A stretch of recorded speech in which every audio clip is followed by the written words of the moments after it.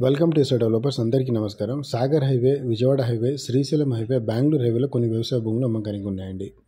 ఈ వీడియోలో ఏంటంటే ఈ 4 హైవేస్లలో ప్రాపర్టీ ప్రైజెస్ ఎలా ఉన్నాయి, అవుటర్ రింగ్ రోడ్ దగ్గర ఉన్న ప్రాపర్టీ ప్రైస్ ఎలా ఉన్నాయి, రీజనల్ రింగ్ రోడ్ దగ్గర ఉన్న ప్రాపర్టీ ప్రైస్ ఎలా ఉన్నాయి, ఇన్సైడ్లో ప్రాపర్టీ ప్రైస్లు ఉన్నాయి, అవుట్ సైడ్లో ప్రాపర్టీ ప్రైస్ ఎలా ఉన్నాయి, హైవేకు ఉన్న ప్రాపర్టీ ప్రైస్ ఎలా ఉన్నాయి, హైవే నుండి 5 నుంచి 10 కిలోమీటర్ దూరంలో ఉన్న ప్రాపర్టీ ప్రైస్ ఎలా ఉన్నాయి, హైదరాబాద్ నుండి 100, 120, 150 కిలోమీటర్ దూరంలో ఉన్న ప్రాపర్టీ ప్రైస్ ఎలా, అవన్నీ క్లియర్గా చెప్తానండి.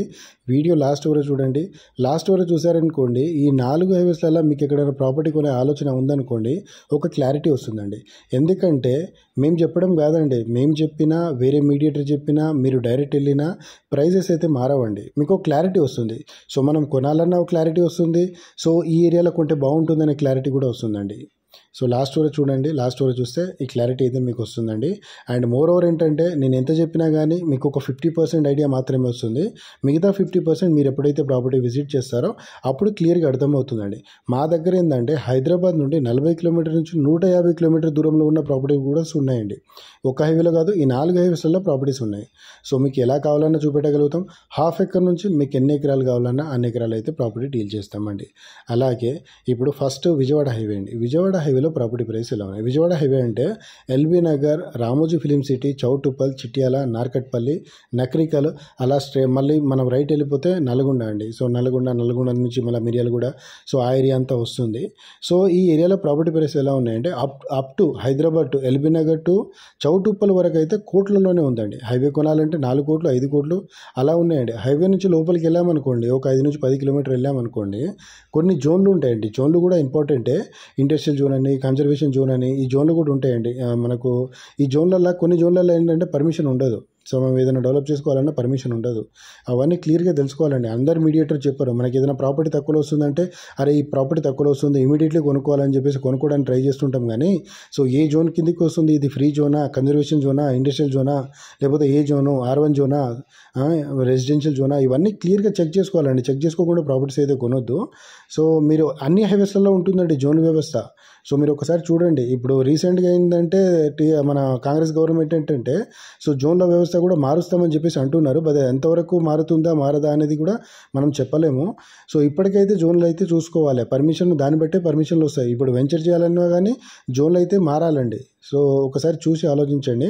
సో ఆఫ్టర్ చౌటుప్పల్ తర్వాత కొంచెం రేట్లు తగ్గుతుంటాయి. హైవేకి 2 కోట్లు, 2.5 కోట్లు, 3 కోట్లు అట్లా అవుతుంది. మనకు ఇక్కడ పిట్టంపల్లి అండి. సో ఇక్కడ మనకు టోల్ గేట్ వస్తుంది. ఆ టోల్ గేట్ వరకు అయితే కొంచెం జోన్ల వ్యవస్థ ఉంది. దాని తర్వాత అంతా ఫ్రీ జోనే ఉంటుంది. సో హైవేకి 1.5, 2 కోట్లకు కూడా దొరికే అవకాశం ఉంటుంది. హైవే నుండి లోపలికి వెళ్ళామనుకోండి 60 లక్షలు, 70 లక్షలు, 80 లక్షలు ప్రాపర్టీని బట్టి రేటు ఉంటుందండి.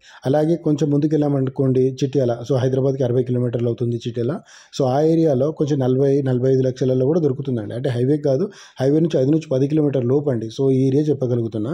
సో అక్కడ నుండి మనకు నకరికల్, మన కట్టంగూరు అండ్ నార్కట్పల్లి ఈ ఏరియాలలో కొంచెం తక్కువ దొరికే అవకాశం ఉంటుందండి. నకరికల్ ఏరియా వెళ్ళామనుకోండి మినిమం 35 lakhsలో దొరికే అవకాశం ఉంటుంది. ఇంకా కొంచెం లోపలికి వెళ్ళామనుకోండి 30 lakhs బిలో కూడా దొరికే అవకాశం ఉంటుంది. ప్రాపర్టీని బట్టి రేట్ ఉంటుంది, ఏరియాని బట్టి రేట్ ఉంటుంది. అలాగే సాగర్ హైవే అనుకోండి, సాగర్ హైవేలో అప్ టు మాల్ అండి. సో ఇక్కడ RRR మార్కింగ్ ఉంది. ఇక్కడ మనకు కుర్మేడు అండ్ చింతపల్లి మధ్యలో. హైదరాబాద్ నుండి ఇప్పుడు సాగర్ హైవే అనుకోండి, ఎల్బీ నగర్, బిఎన్ రెడ్డి నగర్, ఇబ్రహీంపట్నం, యాచారం, మాల్, కుర్మేడు, చింతపల్లి, మల్లెపల్లి, అలాగే దేవరకొండ అండి. సో ఈ ఏరియా వరకు వస్తుంది. సో ఇప్పుడు యాచారం మాల్ వరకు అయినా కానీ కోట్లలోనే ఉందండి. సో హైవేకి వచ్చేసి 2 కోట్లు, 3 కోట్లు అట్లా ఉంది. ఆఫ్టర్ మాల్ తర్వాత సో మాల్ వరకు ఏంటంటే రంగారెడ్డి డిస్టిక్ అండి. దాని తర్వాత అంతా నల్లగొండ స్టార్ట్ అవుతుంది. సో నల్లగొండ స్టార్ట్ అవుతుంది. అక్కడ నుండి కూడా 2 కోట్లు, 3 కోట్లకు ఉంది హైవేలో. హైవే నుంచి లోపలికి వెళ్ళామనుకోండి 1 కోటి రూపాయలు, 80 లక్షలు, 90 లక్షలు, కొంచెం ప్రాపర్టీ బాగుంటే వెంచర్కి సంబంధించిన ప్రాపర్టీ ఉంటే దానికి కొంచెం రేట్ ఉంటుందండి. సో ఈ ఏరియాలో కూడా జోన్ల వ్యవస్థ ఉంది, జోన్లు ఉన్నాయి. సో జోన్ని చూసి కొనుక్కోవాలి. ఒకవేళ మనకు జోన్ గురించి ఏదైనా ఐడియా రావట్లేదు అనుకోండి, మీరు ఒక్కసారి గూగుల్ అయినా చేసుకోండి. సో ఈ ఏరియాలో సాగర్ హైవేలో జోన్లు ఎక్కడ ఉన్నాయి, సో ఎక్కడి వరకు ఏ జోన్లో ఉంది. సో మనకు సర్వే నెంబర్ వస్తుందండి. ఒక ప్రాపర్టీ కొనాలంటే ఒక సర్వే నెంబర్ ఉంటుంది. ఆ సర్వే నెంబర్ మనం చెక్ చేసుకోవచ్చు ఏ జోన్లో ఉంది. సో అక్కడ మార్కింగ్ ఉంటుందంటే అంత మార్కింగ్ అంతా చూసుకోవాలి. చూసుకోకుండా అయితే డైరెక్ట్ కొనొద్దు. కొంచెం తక్కువలో వస్తే మనం తొందరపడి కొనొద్దు, ఆలోచించాలి. ఎందుకు తక్కువలో వస్తుందో కూడా ఆలోచించాలి. మార్కెట్లో ఉన్న ప్రైస్లో వస్తుందంటే ప్రాబ్లం లేదు, మార్కెట్లో ఉన్న కంటే తక్కువలో వస్తుందంటే ఏదో ప్రాబ్లం ఉన్నట్టు. సో అక్కడ నుండి మనము మాల్ వరకు అండి, మాల్ అంటే హైదరాబాద్ నుంచి 50 కిలోమీటర్లు అండి. సో 50 కిలోమీటర్ల తర్వాత మనకు మినిమం 50 లక్షల నుంచి స్టార్ట్ అవుతుందండి, అప్ టు 60-65 కిలోమీటర్ 70 కిలోమీటర్ లోపు అండి. 70 కిలోమీటర్ తర్వాత హైవే నుంచి 5-10 కిలోమీటర్ లోపు మినిమం 45 లక్షల నుంచి స్టార్ట్ అవుతుందండి. 45 లక్షలు మంచి ప్రాపర్టీస్ అండి. అన్ని ఎర్ర పొలాలే, వాటర్ సోర్స్ ఉన్న ప్రాపర్టీస్ ఉన్నాయి, డ్రై ల్యాండ్ ఉన్న ప్రాపర్టీస్ ఉన్నాయి, తోటలు ఉన్నాయి, అలాగే వెంచర్కి సంబంధించిన ప్రాపర్టీస్ ఉన్నాయి, ఫామ్ ల్యాండ్కి సంబంధించిన ప్రాపర్టీస్ ఉన్నాయి. అలాగే మనకు ఒక ఇన్వెస్ట్మెంట్ పర్పస్లో లేకపోతే ఒక చిన్న గెస్ట్ హౌస్ కట్టుకొని అలా వీకెండ్ వచ్చి మనం వెళ్ళడానికి అలా కూడా ప్రాపర్టీస్ ఉన్నాయండి. సో ఇక్కడ నుండి మనం ఇంకొక 80-100 వెళ్ళామనుకోండి 30-35 ల్యాక్స్లో కూడా దొరికే అవకాశం ఉంటుందండి. 100-120-150 వరకు వెళ్ళామనుకోండి 20 ల్యాక్స్ 25 ల్యాక్స్ అలా కూడా దొరుకుతుందండి. ప్రాపర్టీని బట్టి రేట్ ఉంటుంది.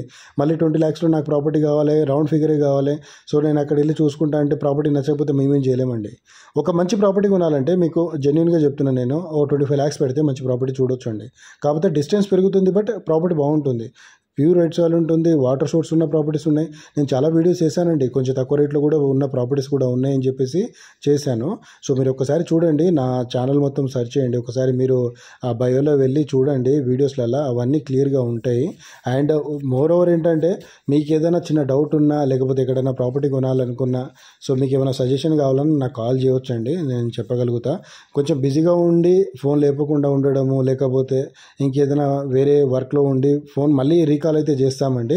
సో జెన్యున్గా కొనేవాళ్ళు చాలా తక్కువ మంది ఉన్నారండి, సో ఈ అడిగే వాళ్ళు ఎక్కువ మంది ఉన్నారు. అండ్ ఇంకొక విషయం ఏంటంటే ఇప్పుడు శ్రీశైలం హైవే అనుకోండి, ఇది చాలా ఎక్స్పెన్సివ్ అండి. సో ఒక 2 ఇయర్స్ కింద పెరగాల్సిన ప్రాపర్టీ ప్రైస్ ఇప్పుడు పెరిగిపోయినాయండి, ఆ ఏరియాలో చాలా పెరిగిపోయినాయి. సో ఇప్పుడు 4th సిటీ కూడా ఆల్రెడీ ఆ వర్క్ కూడా స్టార్ట్ అయిపోయింది, 300 ఫీట్ రోడ్ కూడా వర్క్ స్టార్ట్ అయిందండి రీసెంట్గా మళ్ళీ. సో ఆ ఏరియాలో బాగా పెరిగే అవకాశం ఉంటుంది. ఒకవేళ కొనాలనుకుంటే ప్రాపర్టీ ప్రైస్ అయితే బాగానే ఉన్నాయండి, అప్ టు 80 కిలోమీటర్స్ వరకు సిఆర్లోనే ఉందండి ప్రాపర్టీస్. లోపలికి వెళ్తే 80 ల్యాక్స్ 90 ల్యాక్స్ అట్లా దొరికే అవకాశం ఉంటుంది. ఆఫ్టర్ 80-100-120 కిలోమీటర్స్ దాకా వెళ్ళామనుకోండి, అక్కడ కొంచెం రేట్లు రీజనబుల్గానే దొరుకుతాయి, 45, 40, 50, 55 అలా దొరుకుతాయండి. సో ఆఫ్టర్ 100, 120, 150 వరకు వెళ్ళామనుకోండి 30-35 ల్యాక్స్లో కూడా దొరికే అవకాశం ఉంటుంది. సో ఈ ఏరియా ఏంటంటే హైదరాబాద్, తుక్కుగూడ, కందుకూరు, కడతాల్, ఆమన్గల్, వెల్దండ, కల్వకుర్తి అండి. సో దాని తర్వాత లెఫ్ట్కి వెళ్తే డిండి వెళ్ళిపోతాం, రైట్కి వెళ్తే జడ్చర్ల అట్లా వెళ్ళిపోతామండి. సో ఆ ఏరియా మనకు ఆల్రెడీ బెంగళూరు టచ్ అవుతుంది, తిరుపతి హైవే కూడా వెళ్ళిపోతామండి. అలాగే బెంగళూరు హైవే అనుకోండి, షాద్ నగరు, మనకు శంషాబాద్, షాద్ నగరు, అలాగే శంషాబాద్ టు పరిగి, కొడంగల్ రూటు, ఈ రూట్లలో ఏంటంటే కొంచెం రీజనబుల్గానే దొరుకుతున్నాయండి. సో 80 ల్యాక్స్ 90 ల్యాక్స్ 60 ల్యాక్స్ అలా కూడా దొరుకుతున్నాయి. ఈ ఏరియాలో ఏంటంటే బాగా డెవలప్ అయింది, మస్తు వెంచర్స్ ఉన్నాయండి, చాలా పెద్ద పెద్ద వెంచర్స్ ఉన్నాయి. సో ఇక్కడ డెవలప్ అయిపోయింది. ఒకవేళ మీకు లాస్ట్గా ఒకటి చెప్తానండి, మీరు ఏదైనా ప్రాపర్టీ కొనాలనుకుంటే ఎక్కువ పెరిగిన ఏరియాలో ప్రాపర్టీ కొన్నారనుకోండి, అది పెరగడానికి చాలా స్లోగా పెరుగుతుంది. తక్కువ అంటే ప్రాపర్టీ ప్రైస్ తక్కువ ఉందనుకోండి, అది పెరగడానికి ఈజీగా తొందరగా పెరిగే అవకాశం ఉంటుంది. ఎందుకంటే నేను ఆల్మోస్ట్ 8-9 ఇయర్స్ వరకు మార్కెట్లో ఉన్నానండి. సో ప్రాపర్టీస్ ఎలా పెరుగుతున్నాయి, నేను ఆల్మోస్ట్ 5 ల్యాక్స్లో 10 ల్యాక్స్లో కూడా ప్రాపర్టీ చూశానండి, హైదరాబాద్కి 100 కిలోమీటర్ దూరంలో. సో ఇప్పుడు లేవు, హైదరాబాద్కి 100 కిలోమీటర్ దూరం వెళ్ళినా కానీ 30 లక్షలు 40 లక్షలు 20 లక్షలు 25 లక్షలు అలా చెప్తున్నారు ప్రాపర్టీస్. అవి ఎలా పెరిగినాయో నాకు తెలుసు అండి, అందుకే చెప్తున్నాను. ఒకవేళ మీకు ప్రాపర్టీ కొనే ఆలోచన ఉంటే మాత్రం ఇమీడియట్గా రెస్పాండ్ అవ్వండి. అండ్ ఇంకో విషయం ఏంటంటే ఇప్పుడు ప్రాపర్టీ కొనాలనుకుంటే మంచి అవకాశం ఉందండి, ఎందుకంటే మార్కెట్ కంప్లీట్గా డౌన్ ఉంది. డౌన్ ఉంటే ఏంటంటే అక్కడ ఉన్న ప్రైసెస్ కన్నా కొంచెం తక్కువలో దొరుకుతుంది. అక్కడ వాళ్ళకి ఎమర్జెన్సీ ఉండొచ్చు. ఇప్పుడు కొన్ని ప్రాపర్టీస్ ఏంటంటే డైరెక్ట్ రైతుల దగ్గర ఉంటాయి. రైతుల దగ్గర ఉండడం వల్ల వాళ్ళ విషయం ఏంటంటే వాళ్ళకి ఏదైనా ఎమర్జెన్సీ కావచ్చు, వాళ్ళ పిల్లల పెళ్లిళ్ళకి కానీ, లేకపోతే వాళ్ళ పిల్లలు బయట దేశానికి వెళ్ళడానికి కానీ, లేకపోతే వాళ్ళ అప్పులు అవ్వడం కానీ, వాళ్ళు ఉండడం వల్ల వాళ్ళు భూమి అమ్మడానికి ట్రై చేస్తుంటారు. అప్పుడు అమ్మేటప్పుడు మనకు కొంచెం తక్కువ రేట్లో వచ్చే అవకాశం ఉంటుందండి. సో కొంతమంది కూడా మీడియేటర్స్ కూడా అప్పట్లో ఈ అగ్రిమెంట్ చేసుకొని మళ్ళీ రీసేల్ చేయాలనుకున్న వాళ్ళకు కూడా వాళ్ళు రైతుల దగ్గర నుంచి తక్కువలో కొనుక్కుంటారండి. సో ఇప్పుడు వాళ్ళకి వెళ్ళక వాళ్ళు అమ్మడానికి ట్రై చేస్తుంటారు. అదేంటంటే మార్కెట్ రేట్ కంటే తక్కువనే వస్తుంది. మీరు ఒకసారి చూడండి, ఏదున్నా కానీ మేము చెప్పడం కాదండి, మీరు ఫిజికల్గా ప్రాపర్టీ విజిట్ చేయండి. విజిట్ చేసిన తర్వాతనే ప్రాపర్టీ గురించి అర్థమవుతుంది. ప్రాపర్టీ లొకేషన్ కానీ, ప్రాపర్టీ డైమెన్షన్ కానీ, ఆ ప్రాపర్టీ ఏరియా ఎలా డెవలప్ అయింది అవన్నీ క్లియర్గా అర్థమవుతుంది. అవి క్లియర్గా అర్థమైన తర్వాత మీడియేటర్ ఒకసారి చూపించిన తర్వాత కూడా వాళ్ళు లేనప్పుడు కూడా మీరు ఒకసారి మళ్ళీ వెళ్ళాలి. ఎందుకంటే మీడియేటర్ ముందు కూడా ప్రక్కన ఉన్న ప్రాపర్టీ వాళ్ళు కానీ ఆ ప్రాపర్టీ వాళ్ళు మాట్లాడారండి. లోకల్లో ఉంటారు కదా, సో నువ్వు అట్లా మాట్లాడినావు ఇట్లా మాట్లాడినావు అని మాట్లాడుతుంటారు. సో అలా కాకుండా మనం మళ్ళీ ఒకసారి వెళ్ళి ఫిజికల్గా వెళ్ళి చెక్ చేసుకోవాలి. అదే రైతుని అడిగితే అన్నీ బయట పెడతాడు. మీరు వెళ్ళి ఆయనతోటి అడిగారని చెప్పేసి ఆయన చెప్తాడా? చెప్పడు కదా. మనం అడిగిన తర్వాతనే అన్ని విధాలుగా ఓకే అయితేనే ప్రాపర్టీ కొనాలండి. అండ్ ప్రాపర్టీ కొనేటప్పుడు ఎలాంటి డాక్యుమెంట్స్ చెక్ చేసుకోవాలి అవన్నీ కూడా క్లియర్గా చెప్తానండి. ప్రాపర్టీ కొనేటప్పుడు 1954 నుంచే ఈ ప్రాపర్టీ ఎలా వచ్చింది, ఆ సర్వే నెంబర్ చూసుకోవాలి. ఆ సర్వే నెంబర్ ఎలా స్ప్లిట్ అయింది, ఎలా మారింది, ఎంతమంది చేతులు మారింది, అది కూడా రికార్డులో ఉంటుందండి. ప్రతిదీ రికార్డులో ఉంటుంది. ఫస్ట్ ఎంఆర్ ఆఫీస్లో చెక్ చేసుకోవాలి.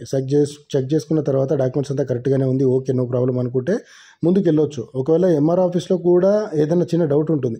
ఎందుకంటే ప్రాపర్టీ కొనే వాళ్ళకు కూడా అప్పట్లో ఈ ఎంఆర్ ఆఫీస్లలో పట్వారీ వ్యవస్థ, భూములకు అంత రేట్ లేదు కాబట్టి సరిగా రాయకపోయేది. భూముల విషయంలో పేర్లు సరిగా రాకపోవడము, ఆ బ్లాంక్ వదిలిపెట్టడం అలా కూడా జరిగేది.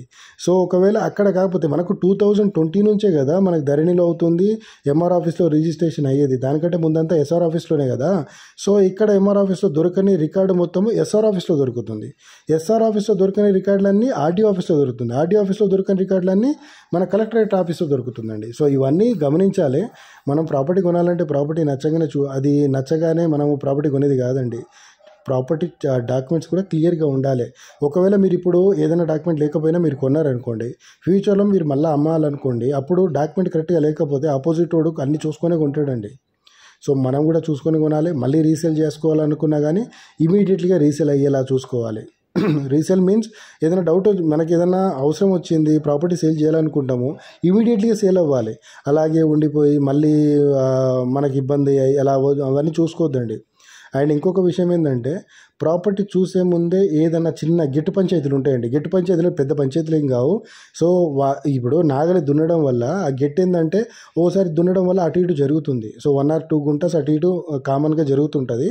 సో అది కూడా మనం తీసుకోక ముందే క్లియర్ చేసుకోవాలి. డబ్బులు పే చేయకముందే, అంటే మన టోకెన్ అమౌంట్ పే చేస్తాం, అగ్రిమెంట్ చేసుకుంటాము. రిజిస్ట్రేషన్ చేసుకోకముందే ఇవన్నీ క్లియర్ చేసుకోవాలి. వన్స్ రిజిస్ట్రేషన్ అయిన తర్వాత ఎవరైతే అమ్మారో వాళ్ళంత పట్టించుకోరండి. సో ఏది ఉన్నా కానీ, అంటే అండర్స్టాండింగ్ ఉంటే పట్టించుకుంటారేమో, అండర్స్టాండింగ్ లేకపోతే మాత్రం పట్టించుకోరు. కాబట్టి ఏది తీసుకోవాలన్నా ఏది చేయాలన్నా కానీ బిఫోర్, అంటే రిజిస్ట్రేషన్ చేసుకోకముందే అవన్నీ చేసుకోవాలండి. ఇంకొక విషయం, డాక్యుమెంట్లు కూడా మీరు చెక్ చేసుకోకుండా డైరెక్ట్గా లాయర్కి ఇవ్వండి. లాయర్కి ఇస్తే ఏంటంటే వాళ్ళకు లూప్ హోల్స్ తెలుస్తాయి. 100 డాక్యుమెంట్స్ చెక్ చేస్తుంటారు కాబట్టి వాళ్ళకు ఒక ఐడియా ఉంటుంది కాబట్టి చెక్ చేస్తుంటారు. సో చెక్ చేయడం వల్ల మనకు ఇబ్బంది ఏం లేదు. ఇంకొక విషయం ఏంటంటే RRR మార్కింగ్ ఉంది కదా, ఈ RRR మార్కింగ్ దగ్గర ప్రాపర్టీ జాగ్రత్తగా కొనాలండి. ఎందుకంటే ఆ RRR మార్కింగ్ అనేది కన్ఫర్మ్ మార్కింగ్ కాదు, అట్టనే జరగవచ్చు ఇట్టనే జరగవచ్చు. సో RRRకి ఇన్సైడ్లో ఒక 2 నుంచి 4 కిలోమీటర్ లోపు ప్రాపర్టీ కొనాలి. అవుట్ సైడ్లో కూడా 2 నుంచి 4 కిలోమీటర్ అవుట్ సైడే కొనాలి ప్రాపర్టీగా. దాని పక్కన దాని చుట్టుపక్కల కొంటే మాత్రం ఫ్యూచర్లో అది పోయే అవకాశం కూడా ఉంటుంది. అదృష్టం బాగుంటే మనకు అదే ఫస్ట్ బిట్టు కావచ్చు, అదృష్టం బాగాలేదనుకోండి మన దాంట్లోకి రోడ్డు పోవచ్చు. అన్ని విధాలుగా ఆలోచించాలి. అండ్ డెవలప్మెంట్ అంటారా, శ్రీశైలం హైవే బాగా డెవలప్ అవుతుంది. దాని తర్వాత ఆల్రెడీ విజయవాడ హైవే అంటారా 6 లైన్ల హైవే అయిపోయింది. So Sagar highway, Vijayawada highway ఏంటంటే అమరావతికి కనెక్టివిటీ రోడ్స్ అండి. సో సాగర్ హైవేలో నుంచి వెళ్తే అమరావతికి ఇంకా తొందరగా వెళ్తాం, ఒక 80 కిలోమీటర్ తగ్గుతుంది. విజయవాడ హైవే నుంచి వెళ్తే ఏంటంటే ఒక 80 కిలోమీటర్ ఎక్కువ అవుతుంది కానీ రోడ్డు బాగుంటుంది. సో ఈ సాగర్ హైవే కూడా 4-way లైన్ శాంక్షన్ అయింది. ఆల్రెడీ ఇబ్రహీంపట్నం వరకు 4-way ఉంది, దాని తర్వాత కూడా 4-way లైన్ శాంక్షన్ అవుతుంది. ఎందుకంటే ఇక్కడ ఎందుకు డెవలప్ కాలేదంటే అప్పుడు మనకు కృష్ణా వాటర్, ఇప్పుడు హైదరాబాద్కి వచ్చే వాటర్ అంతా సాగర్ వాటర్ కాబట్టి సాగర్ ఈ రోడ్ల నుంచి వచ్చిందండి. 2 సైడ్ నుంచి పైప్స్ ఉంటాయి, ఆ పైపులు ఉండడం వల్ల రోడ్డు తొందరగా డెవలప్ కాలేదు. ఆఫ్టర్ ఇప్పుడు దాని ప్లాన్ కూడా చేస్తున్నారు, ఎందుకంటే హెవీ వెహికల్స్ వెళ్తున్నాయి అండ్ బాగా రష్ అవుతుంది కాబట్టి దీన్ని కూడా 4-way లైన్ శాంక్షన్ చేశారు. మీరు కావాలంటే నేను ఏది చెప్పినా మీకు చిన్న డౌట్ వచ్చినా డైరెక్ట్ గూగుల్ చేసుకోండి. ఎవరిని అడగాల్సిన అవసరం లేదు, నిజమా కాదా అవన్నీ అడగాల్సిన అవసరం కూడా లేదు. మీరు డైరెక్ట్ గూగుల్ చేసుకోండి. అండ్ మోర్ ఓవర్ ఏంటంటే ఈ 4 హైవేస్తో పోల్చుకుంటే సాగర్ హైవేలో తక్కువలో దొరుకుతాయండి. ఇక్కడ 80 కిలోమీటర్ దొరికే ప్రాపర్టీ ప్రైస్లు ఇక్కడ 60-70 కిలోమీటర్ దొరికే అవకాశం ఉంటుంది. ఎందుకంటే మార్కెట్ లేదు అండ్ ఇంకా డెవలప్ కాలేదు, ఇప్పుడు డెవలప్ అవుతుంది. ఇంకొక విషయం ఏంటంటే ఇక్కడ రీసెంట్గా మనకు రేవంత్ రెడ్డి గారు ఇక్కడ మనకు శంకుస్థాపన చేశారండి, స్కిల్ డెవలప్మెంట్ యూనివర్సిటీ అని అండ్ స్టేడియం అని చెప్పేసి అండ్ 4th సిటీ అని చెప్పి. అదేమో శ్రీశైలం హైవేలో ఏంటంటే ఫ్రంట్ గేట్ అవుతుంది, బ్యాక్ గేట్ వచ్చేసి సాగర్ హైవేకి ఆ బ్యాక్ గేట్కి జస్ట్ 3 కిలోమీటర్స్ డిస్టెన్స్ అండి. మీరు ఒకసారి చూడండి, ప్రాపర్టీ చూడండి, మేము చెప్పడం కాదు, మీరు ప్రాపర్టీ చూడండి, ఈ డెవలప్మెంట్స్ అన్ని చూడండి. అండ్ ఈ RRR వచ్చిన తర్వాత చాలా డెవలప్ అయ్యే అవకాశం ఉంటుంది. అండ్ మోర్ ఓవర్ ఏంటంటే మీరు ప్రాపర్టీ కొనాలనుకుంటే మంచి టైం అండి. ఒకవేళ డబ్బులు ఉంటే మాత్రం ఇమీడియట్లీగా ప్రాపర్టీ చూడండి, ఒకవేళ నచ్చితే ప్రాపర్టీ డబ్బులు కట్టేయండి, తీసుకోండి. మా దగ్గర తీసుకోవడం కాకుండా మీరు ఎక్కడైనా తీసుకోండి, ప్రాబ్లం ఏం లేదు, కానీ మంచిగా చూసి తీసుకోండి. మంచి మీడియేటర్ దొరికితే, ఒకవేళ ఏదైనా ఇప్పుడు తోటలు కావాలని చాలామంది చేస్తున్నారు. తోటలు డెవలప్ చేయడానికి పెద్ద ఖర్చు ఏం కాదండి. ఇప్పుడు తోటలు ఉన్న ల్యాండ్కి డ్రై ల్యాండ్కి ఎంత డిఫరెన్స్ ఉంటుందంటే 5 నుంచి 10 లక్షల డిఫరెన్స్ ఉంటుందండి. అదే తోట డెవలప్ చేయాలంటే వాటర్ సోర్స్ ఉన్న ప్రాపర్టీ తీసుకోవాలి. తోట డెవలప్ చేయాలనుకోండి, ఎకరానికి ₹1,00,000 మాత్రమే ఖర్చు వస్తుంది. డైరెక్ట్ పండ్లు కాసే తోటలు కూడా వస్తున్నాయి, ఇప్పుడు చెట్లు కూడా దొరుకుతున్నాయి. సో ఆ చెట్లు